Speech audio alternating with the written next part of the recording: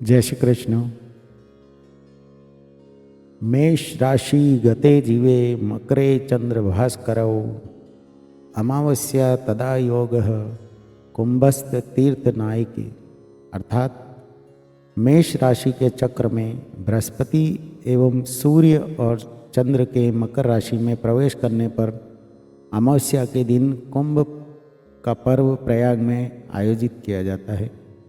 जय श्री कृष्ण। भारतवर्ष में कुंभ मेला जो है वो प्रारंभ हो चुका है। उसका प्रथम स्नान पौष पूर्णिमा के दिन और द्वितीय स्नान जो कि राशि स्नान है वो मकर संक्रांति पर है। इस मकर संक्रांति पर जिस प्रकार दान पुण्य और कुंभ मेले का औपचारिक रूप से उद्घाटन भी होता है उसी दिन, उसी के विषय में कुछ चर्चा कुछ जानकारी लेकर आप सबके लिए आया हूँ। कुंभ मेला धार्मिक तीर्थ यात्राओं में सबसे पावन यात्रा मानी जाती है। कुंभ का मेला जो है वो 12 वर्षों में एक बार लगता है। इसके पीछे प्राचीन कथा है, उस कथा का हम श्रवण करते हैं। समुद्र मंथन के दौरान जब अमृत से भरा हुआ घड़ा निकला था, तब देवगण और दानवों के बीच में अमृत को लेकर संघर्ष हुआ था। तब देवराज इंद्र के संकेत पर उनका पुत्र जयंत अमृत का कलश लेकर वहाँ से भागने की चेष्टा कर रहा था। तब कुछ दानवों ने उनका पीछा किया और अमृत कुंभ के लिए स्वर्ग में 12 दिनों तक संघर्ष हुआ था। ध्यान से सुनिएगा, अमृत कुंभ के लिए स्वर्ग में 12 दिनों तक संघर्ष हुआ था और उस कुंभ से 4 स्थानों पर अमृत की कुछ बूंदें गिरी थी। यह स्थान पृथ्वी पर हरिद्वार, प्रयागराज, उज्जैन और नासिक थे। इन पवित्र नदियों, इन स्थानों की पवित्र नदियों को अमृत की कुछ बूंदें प्राप्त करने का श्रेय मिला था। प्रत्येक स्थान पर 12 वर्ष के बाद समान रूप से कुंभ का मेला आयोजित होता है। अमृत कुंभ के लिए स्वर्ग की गणना से 12 दिन तक संघर्ष हुआ था, जो धरती के लोगों के लिए 12 वर्ष के समान है। कहने का मतलब ये है कि जब स्वर्ग में देवता और असुरों के बीच में 12 दिनों तक उस कुंभ को लेकर विवाद चलता रहा, संघर्ष चलता रहा, तो स्वर्ग के 12 दिन थे वो हम लोगों के लिए 12 वर्ष हुए। वहाँ पर 12 दिन और यहाँ पर 12 वर्ष। तो इस प्रकार गणना की जाती है कि प्रत्येक 12 वर्ष में जिन 4 जगह पर हरिद्वार, प्रयागराज, उज्जैन और नासिक, वहाँ पर जो कुछ बूंदें गिरी थी, वहाँ पर प्रत्येक 12 वर्षों में ये होता है। इसके लिए भी राशि के हिसाब से जो ग्रह होते हैं उनकी गणना करने के बाद में तिथियां निश्चित होती है। आगे बढ़ते हैं। कुंभ का मतलब होता है घड़ा, या घड़े का मतलब होता है कुंभ। अमृत प्राप्त जगहों के विशाल आध्यात्मिक समारोह को, मतलब एक स्पष्ट भाषा में बोले तो जो जहाँ पे अमृत की कुछ बूंदें गिरी थी उस स्थान को कुंभ के नाम से इसलिए दिया गया है। मतलब मेले को कुंभ का नाम इसलिए दिया गया है। जैसा मैंने अभी बताया कि मेलों की जो तिथि है किस प्रकार निश्चित होती है, तो भारतीय ज्योतिष के अनुसार जब सूर्य, चंद्रमा और बृहस्पति की स्थिति बरोबर होती है या किस प्रकार होती है वो जानकारी मैं आपको देता हूँ, तब कुंभ के मेलों का आयोजन होता है। तो प्रयागराज में कुंभ का आयोजन कब होता है? जब बृहस्पति मेष राशि में या वृषभ राशि में होते हैं और सूर्य चंद्रमा माघ के महीने में, मतलब माघ का महीना जनवरी फरवरी के दौरान आता है, उस दौरान मकर राशि में होते हैं। कौन? सूर्य और चंद्रमा जब मकर राशि में होते हैं माघ के महीने में, तब प्रयागराज में कुंभ के मेले का आयोजन होता है। फिर दूसरा मेला लगता है हरिद्वार में। वो कब लगता है? जब बृहस्पति कुंभ राशि में होते हैं।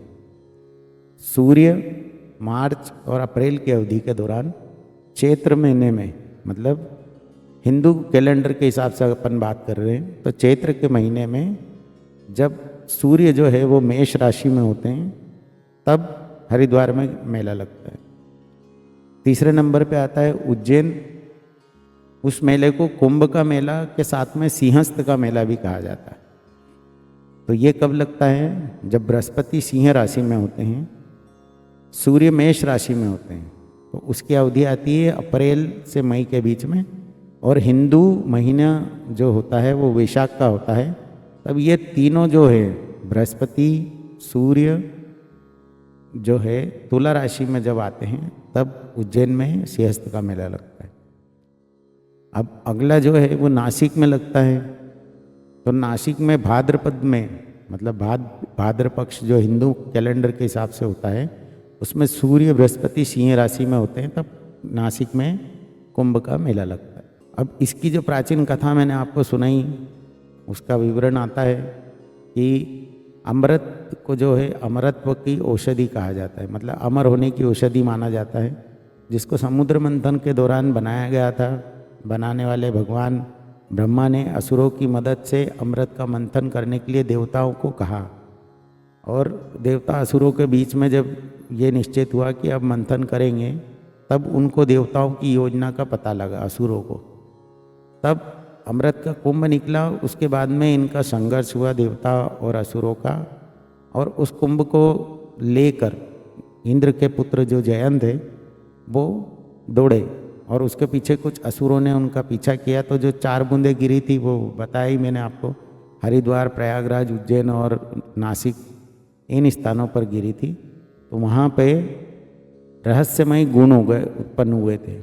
और जब कुंभ का मेले की तारीखें आती है या जब वो संयोग बनता है तो ऐसी मान्यता है या ऐसा माना जाता है कि जो नदियों का जल होता है उसमें अमृत तत्व आ जाता है, दिव्य गुण उत्पन्न हो जाते हैं, जिससे जो तीर्थ करने वाले लोग हैं उनको मोक्ष की प्राप्ति होती है।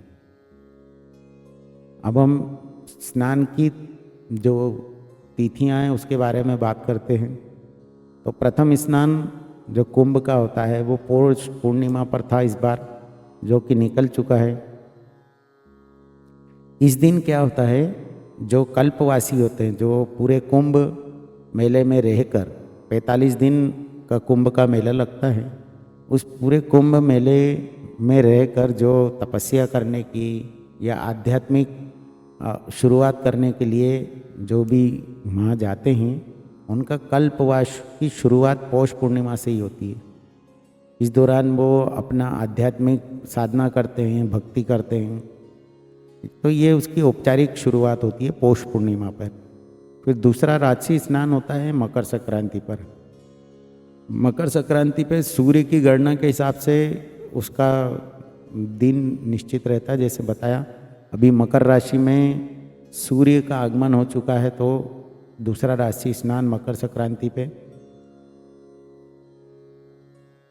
इस दिन जो तीर्थ यात्री आते हैं वो अपनी इच्छा अनुसार, अपनी क्षमता के अनुसार दान पुण्य का शुरुआत करते हैं। हालांकि दान पुण्य तो पूरे वर्ष भर करना चाहिए जब भी समय मिले, पर ये खास महत्व की तिथियां, तारीखें हैं। उसके बाद तीसरा जो स्नान आता है वो मोहिनी अमावस्या का आता है। मोहिनी अमावस्या का दिन बहुत महत्वपूर्ण है, ऐसा माना जाता है। पवित्र नदी में स्नान करने के पवित्र कार्य के लिए सभी ग्रह आपके अनुकूल हो जाते हैं।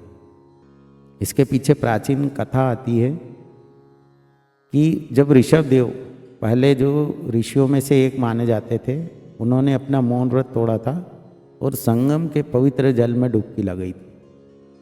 तो इसीलिए जो कुंभ मेले में मौनी अमावस्या पर जो स्नान करते हैं, इसलिए तिथि लोगों को आकर्षण बना रहता है। चौथा स्नान जो है वो वसंत पंचमी पे आता है, राजसी स्नान। इसमें ऋतु परिवर्तन का दिन होता है।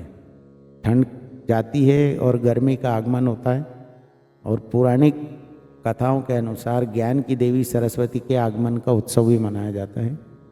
इस दिन क्या विशेष होता है, जो कल्पवासी जो 45 दिन के लिए कल्पवास पे जाते हैं, वो चमकीले पीले रंग के परिधान पहनकर इस शुभ अवसर को दर्शाते हैं। उसके बाद में 5वां स्नान जो आता है वो माघी पूर्णिमा पे आता है।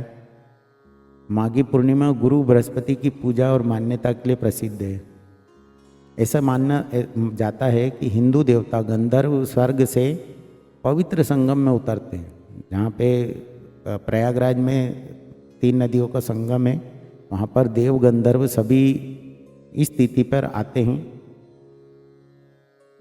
और स्नान करके जाते हैं, ऐसा मान्यता है। उसके बाद में जो अंतिम स्नान है वो महाशिवरात्रि पे होता है। महाशिवरात्रि का बहुत बड़ा महत्व है, क्योंकि कल्पवासियों के लिए ये अंतिम स्नान होता है, जो कि भगवान शंकर से आंतरिक रूप से जुड़ा हुआ है। तो ये कुछ विवरण था कुंभ मेले को लेकर। तो आप जब भी वहाँ पर जाएं तो निश्चित करके जाएं कि हमको स्नान करना है, मोक्ष प्राप्त करना है। कल्पवास पे अगर आप जा रहे हैं तो थोड़ा सा ध्यान रखें, सावधानी बरतें। बाकी कुंभ मेले में जाने पर आप ज़रूर जाएं। वहाँ से जाने पर पवित्र नदी अमृत तुल्य जो गंगा नदी है, संगम पर जा सकते हैं तो वहाँ पे संगम का जल लाएं। साथ में उस पवित्र क्षेत्र की जो रज है, मिट्टी जिसको कहा जाता है, वो ज़रूर अपने साथ में लाएं, क्योंकि वहाँ ऐसा हमने संतों के मुख से सुना है कि क्या पता भगवान भी वहाँ पर स्नान करने के लिए आते हैं प्रतिदिन। जय श्री कृष्ण। ये महिमा है कुंभ की। जय श्री कृष्ण।